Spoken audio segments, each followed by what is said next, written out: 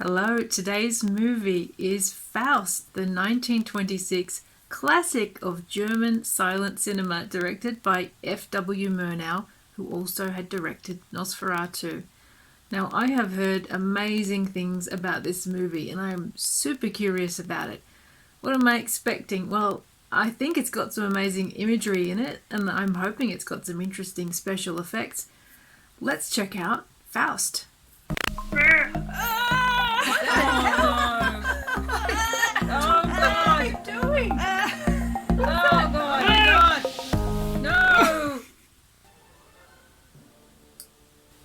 Now, I read that this was the most expensive and elaborate German film of its time up until Metropolis was made in the following year. The portals of darkness are open and the shadows of the dead hunt over the earth. What a sensational opening line! Ooh. Wow. Amazing. I guess these are the four horsemen of the apocalypse, perhaps? I love how they just launch straight into it. There's no prelude, it just bang, we're right in the middle of it.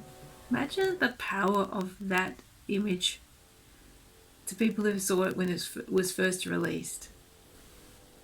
Ooh. What is that? Oh my. This is some kind of angelic being? Ooh. Wow. Look at it. So they're setting up this conflict right from the start of the devil versus an angel as a representative of God's power, I guess. Interesting. So man's freedom to choose is the kind of question they're posing between good and evil. The lighting in this movie is amazing.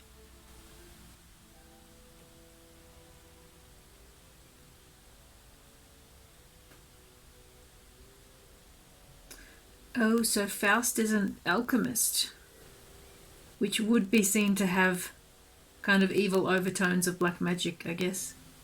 So this must be Faust? Wow.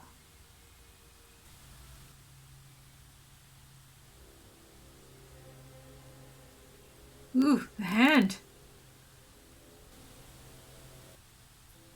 So it's more than Faust's soul that they are competing over. It's who will rule the earth. The stakes could not be any higher. Is that a model?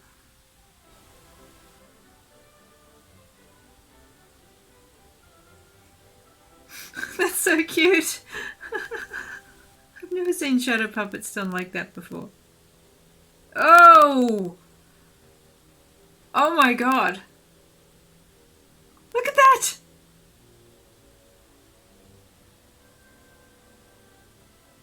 That is insane.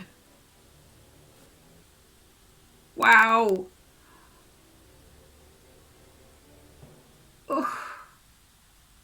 Ooh.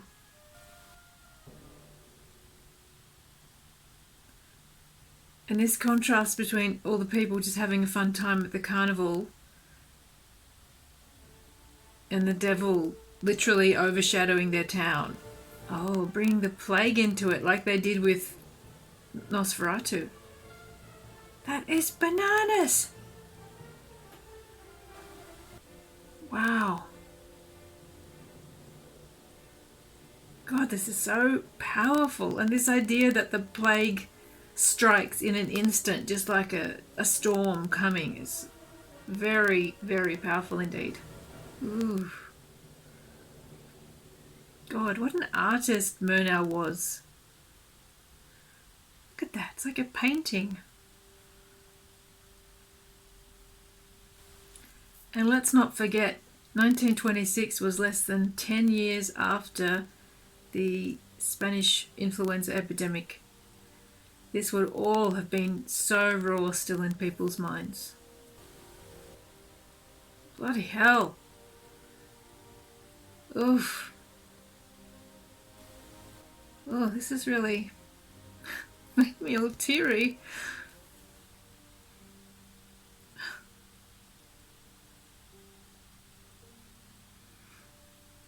I don't know why. It's very affecting.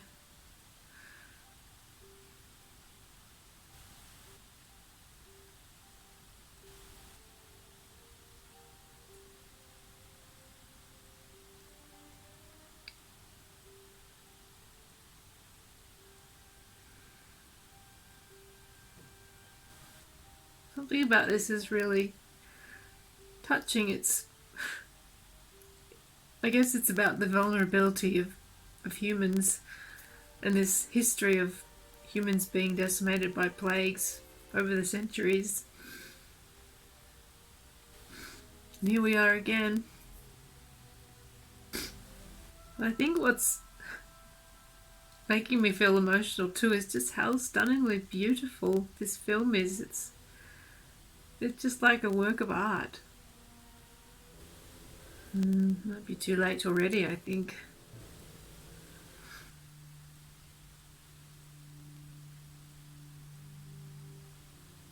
Ooh. Well, that didn't work. Look at his face. These silent film actors were amazing. Gosh.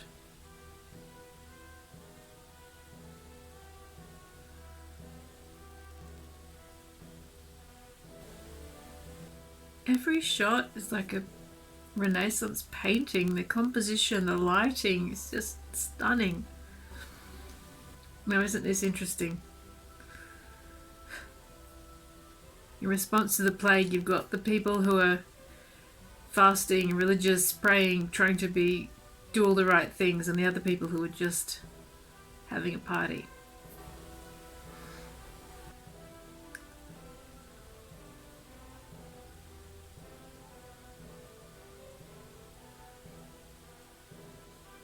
Wow.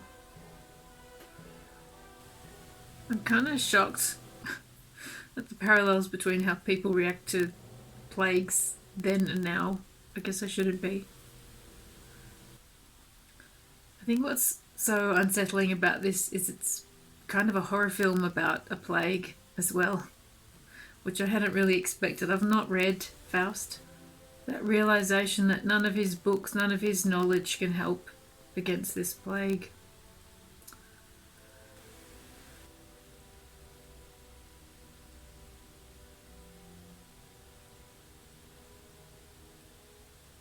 Oh wow.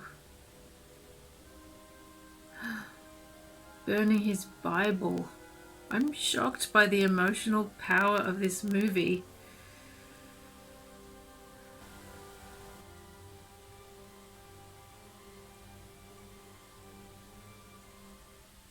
Wow.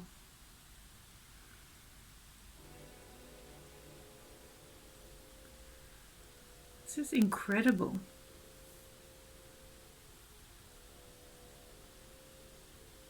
So the Bible's come open on a page talking about summoning the devil.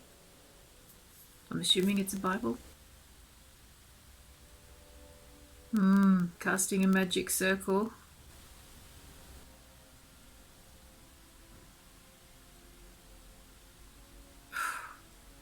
How were they doing all this back then? All these cloud special effects.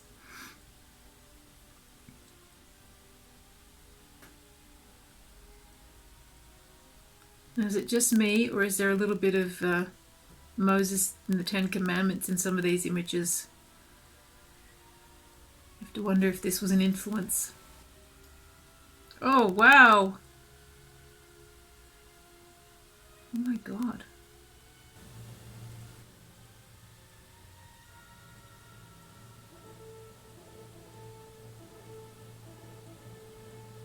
Oof.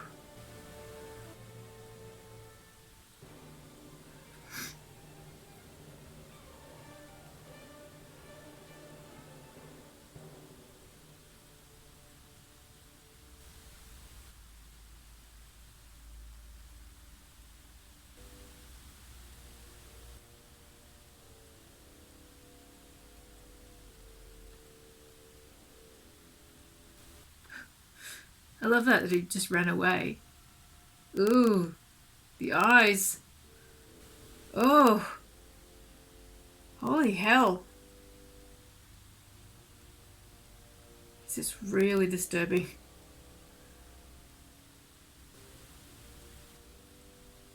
Oh, he can't get away from him. Everywhere Faust goes, he's waiting.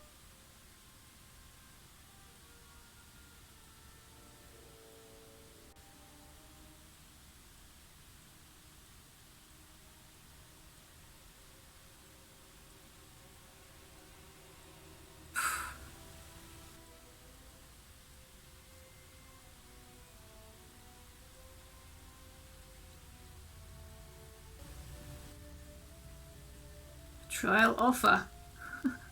I hadn't expected that from the devil.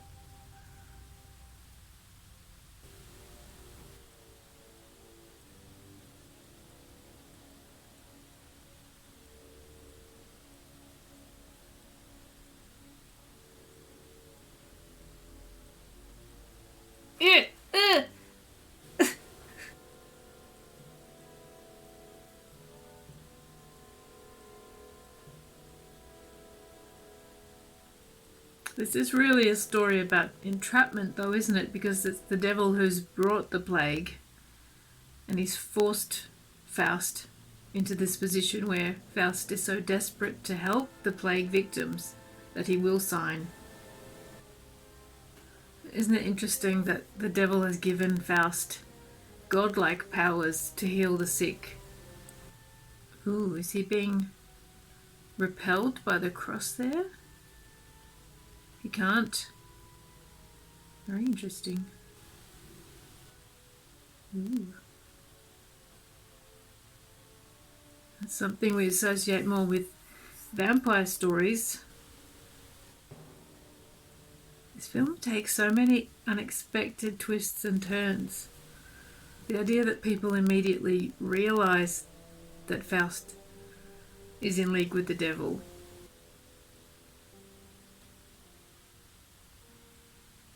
Your life was only the dust and mould of books. Ouch. Did Emil Jannings work with Louise Brooks? Marlene Dietrich? Someone like that?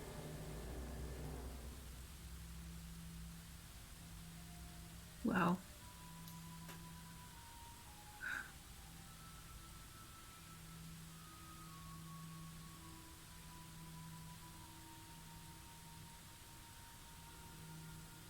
This is really disturbing. Interesting also that the devil now makes himself into a more seductive form.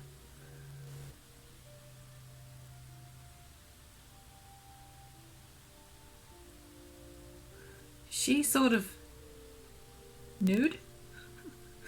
She does kind of look pretty near naked.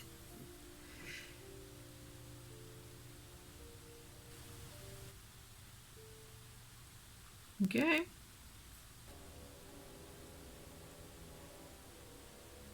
Oof, the spinning earth will spread before you. Fantastic writing in this.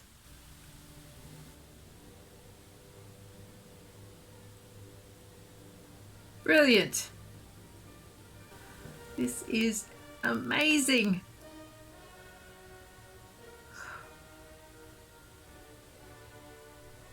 Again, it's making me feel all teary. I think it's just because it is such an incredible work of art. It's amazing. I'm just in awe of what they achieved here.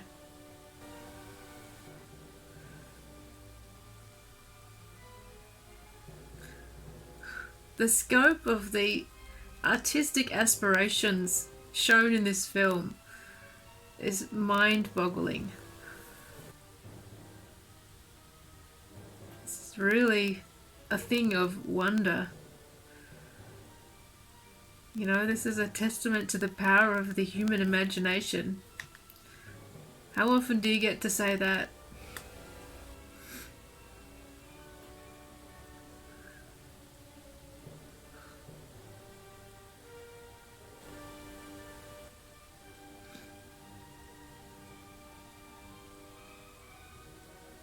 Watching it now, even being familiar with the most impressive state-of-the-art special effects, this is jaw-dropping.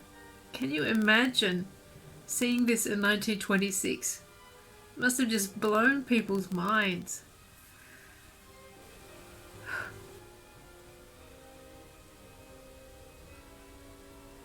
And in an era where, you know, flight wasn't that common, to see these perspectives, these aerial perspectives, must have been quite amazing too. Oh, wow, what are these? Oof. Skeletal death birds. The model shots in this are incredible.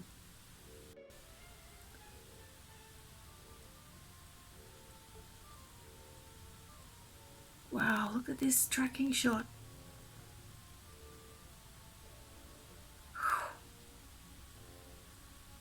So ambitious.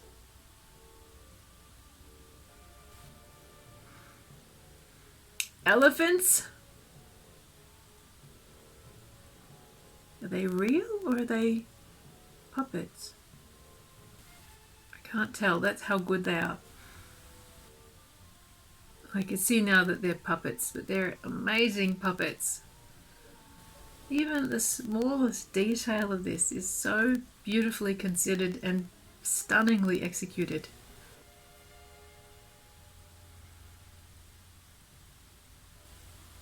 They're going to enchant her to fall in love with Faust, I guess.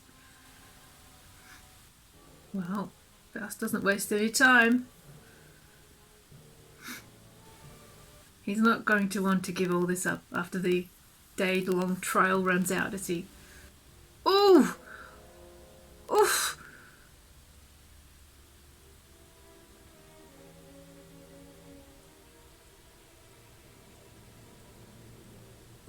Oh! Oh! Oh my god. That was incredible. The staging of that scene with the blackout and the spotlight on Mephistopheles. So this is kind of creepy. She's only with him because she's been enchanted, which is kind of like she's drugged or something. Oh, it really is entrapment, isn't it, on the grandest scale? Giving someone back their youth, all of that. He can't knock it back now. Wow, for eternity. Sorry, I keep saying wow, I can't help it. Oof. Creepy. Creepy in every single way. Yes, the question of now Faust has everything he wants. What next? Loving all these composite shots.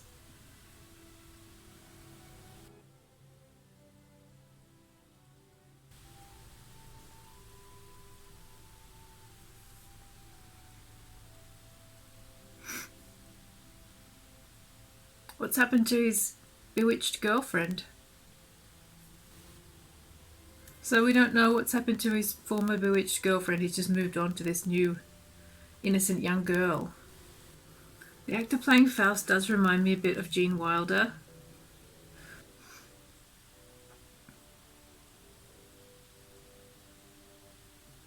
Okay. All right.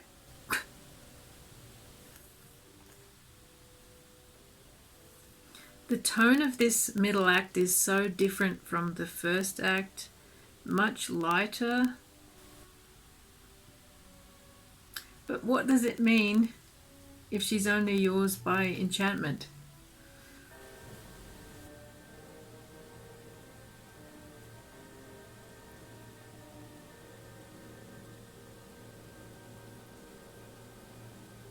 Gosh.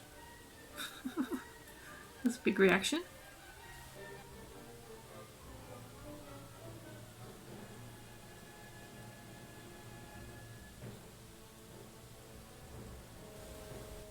Oh, so the mother and the brother have died.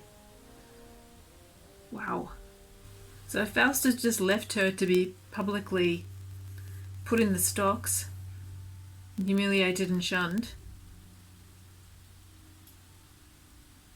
with her mother and brother now dead. Why didn't Faust use his magic powers to take her away if he loved her so much?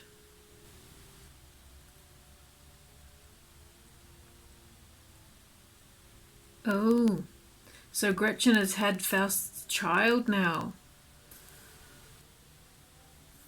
So what is Faust doing all this time while Gretchen and her baby are freezing to death?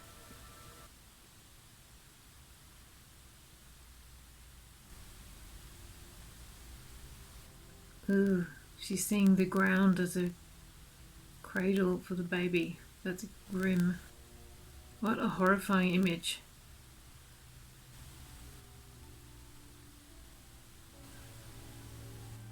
Oof. I love how all this judgment rains down on Gretchen. Nothing happens to Faust. Happens to Faust.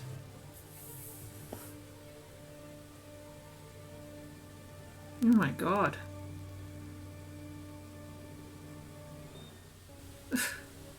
Suddenly now he rethinks about her. 9 months later. Come on. He knew he'd killed her brother. That's pretty evil, that Faust has totally destroyed her life in every way and just totally abandoned her.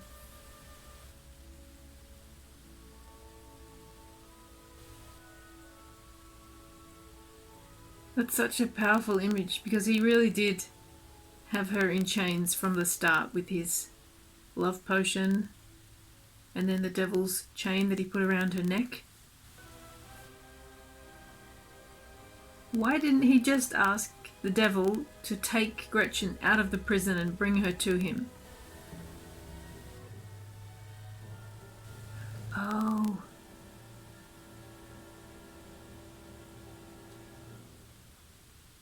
Oh. He's trapped all the time in every way.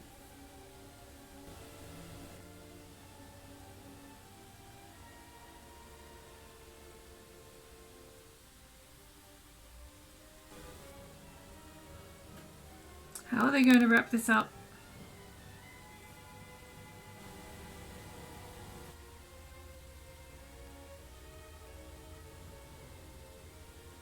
Oof.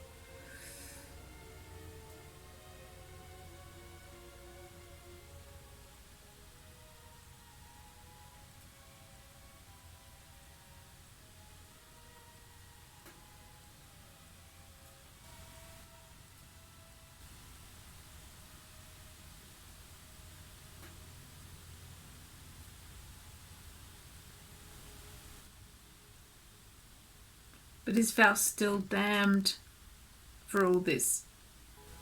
And is Gretchen damned also?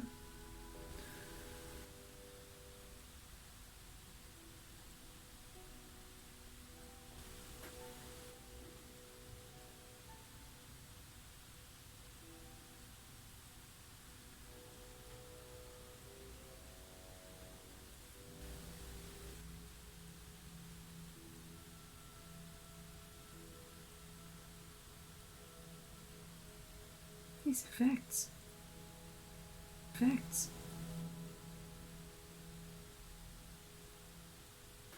Wow.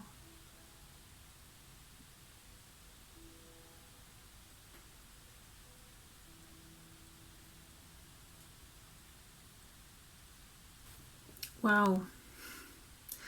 Faust is a truly amazing film. I hadn't expected it to have such emotional power. I really wasn't expecting this film to move me in the ways that it did, and I think it was because it is such an extraordinary piece of filmmaking. It rises to the level of high art. But also I think what's especially affecting about it is the way it treats the subject of the plague in the first segment of the film. It really does touch on that subject in a very affecting way, tying together biblical plagues of the past with the plague that's affecting the characters in the film at a historical moment in 1926 that was less than 10 years after the Spanish influenza epidemic had just decimated the world. And I think watching it again at this moment in time, it's hard not to feel that connection. The whole first half of this movie is one of the most extraordinary film experiences I have ever had. The tone of the film does change quite dramatically in the second act when Gretchen comes into it and Faust is trying to win her. The tone in this segment is much lighter, and the contrast between the almost unbearable dramatic intensity of the first section of the film and this middle section with its light touch is very striking. I don't know that the middle section, the final section, is quite as satisfying as the first section, but maybe it's not meant to be satisfying. Maybe it's meant to be troubling, because it is a troubling story. And what's so troubling about this trajectory of the film is the way Faust treats Gretchen, seducing her at the cost to her of everything in her life. What was the nature of his love for her? Did he only wish to possess her for that one night before completely abandoning her to a terrible and cruel fate?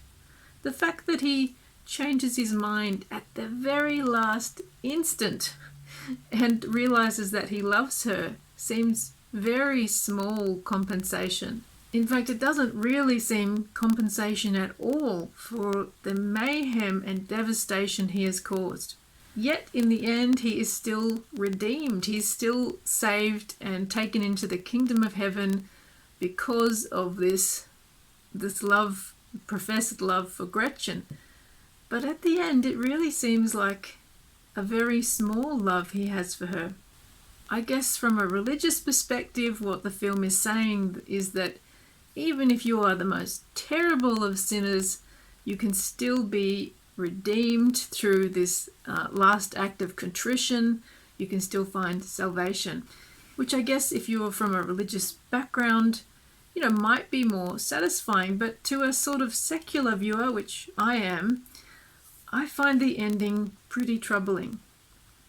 But regardless of any moral dilemmas or qualms we might have about Faust in the end, this film stands as a most remarkable achievement in the history of cinema. Even if you only watch the first half, absolutely I urge you to watch it. It will make your jaw drop. As I mentioned earlier on, how many times do you get to sit back and just gape with wonder at the achievements of other human beings? For me, it doesn't happen all that often, so when it happens, it's something I really appreciate. This film did fill me with wonder. I still feel quite teary just thinking about it. Will I be seeking out other Murnau films in the wake of this? Absolutely I will, and I encourage you to do the same. The performances are incredible, the special effects are just mind-blowing. The imagery is unforgettable. That Murnau and his team were able to achieve all of this with the limited technology available in 1926 is miraculous. If you've enjoyed this video, I would love it if you would like and subscribe. Thank you so much for joining me on this amazing viewing experience today, and I hope I'll see you next time. Bye.